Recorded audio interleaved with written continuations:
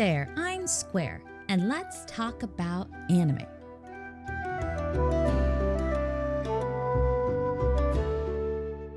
Another Yashahime episode this week, and we are up to episode 9. Beginning with introducing us to number 3 of the 4 perils, Kantan, a demon who seems to use the magic of talismans and can summon foo dogs. He shows off his power early on by easily destroying a fortress and its inhabitants, while a tiny little turtle demon watches from afar. We then switch gears over to our resident bounty giver, Jubei. He tells the girls of a new bounty whose details align with the peril we saw earlier.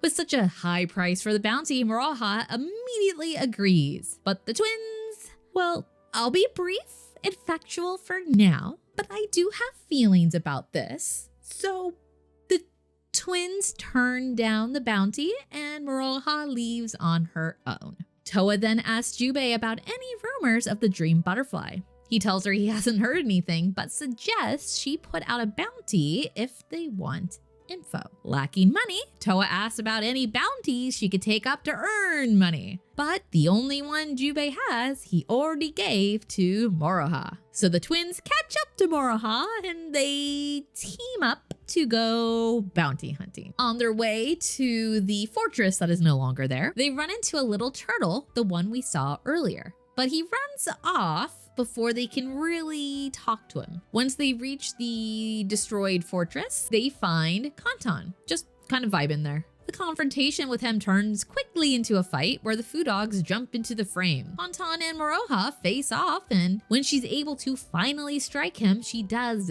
absolutely no damage. Kantan reveals that his armor is incredibly strong and doesn't contain any demon energy, so Toa can't even lessen its strength. They're then covered by some magical smoke clouds and are taken away. Once landed, it reveals Meifuku, the tiny turtle we've been seeing all this time. Meifuku is trying to avenge their father, who was killed by Kantan 10 years ago. Kantan took some of Miyoji's shell to make into armor, leaving his body incomplete, so his soul cannot be at peace. By this point, Kantan and his summons have caught up and the fight continues again.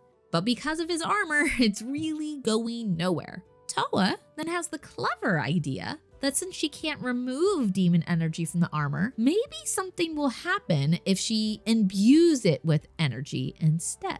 She then fills the armor with demon energy, which seems to temporarily revive the spirit of Miyoji. Miyoji's spirit then uses the remains of its strength to hold Kantan in place, so Toa can strike at the weakness in the armor, causing the armor to fall. Now vulnerable, Kantan teleports away. We end the episode with little Meifuku returning the pieces of their father's shell to rest, so his body and his soul could finally be at peace.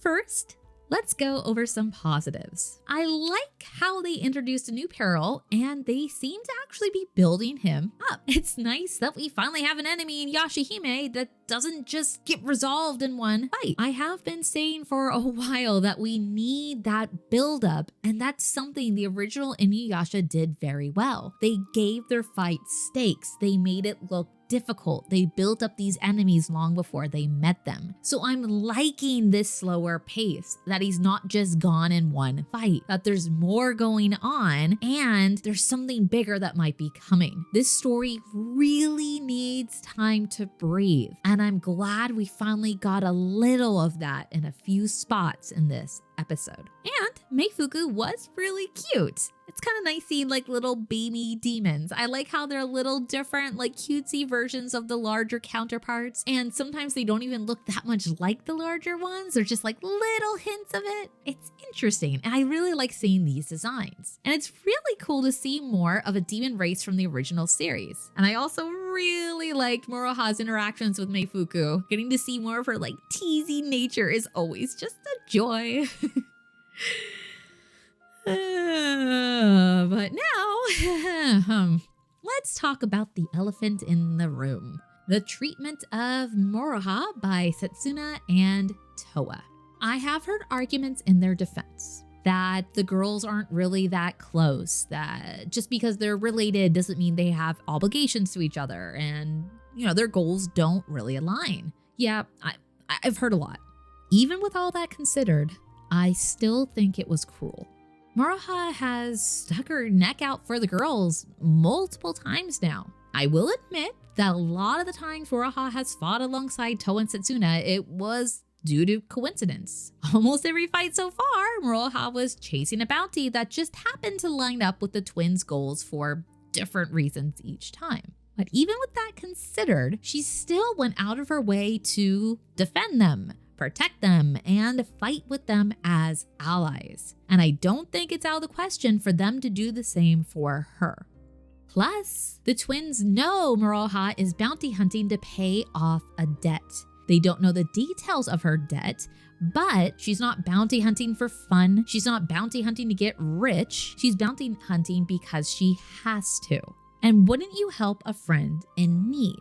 And honestly, the needs do line up pretty well with Setsuna. She did argue that demon slaying and bounty hunting are two different things, but maybe the motivations are different, but the outcomes are the same. I feel like that's a very weak argument. And it makes me wonder if they even consider her a friend. I mean, just putting aside the family angle for now, they've already been through a lot together. They've spent time together. They've fought alongside each other. They've hung out together and chatted and had good times, it looks like. Toa literally said her friends were coming to save her 2 episodes ago. Are they only friends with her when they could get something out of it? Like a rescue? As it's sure starting to seem that way, especially considering what happened next. The twins refused to help Moroha, even when she opened up to them about thinking they were comrades and asked them to come with her. They just blew her off. They only changed their minds when Toa decided she wanted a piece of the bounty. And that just feels icky.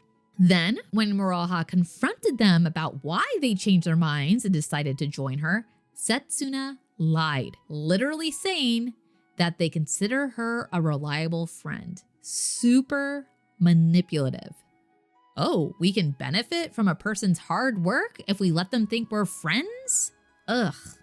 It's like the mean girls in high school who befriend the nerdy girls so she does their homework for them. Like, what? We're totally friends, besties, but we're just gonna hang out with each other and not invite you along, but you can keep doing stuff for us, okay? It left a really bad taste in my mouth. Honestly, I hope they address and fix this later and not just leave it as some funny gag, because I don't consider using people to be funny. I hate all this negative.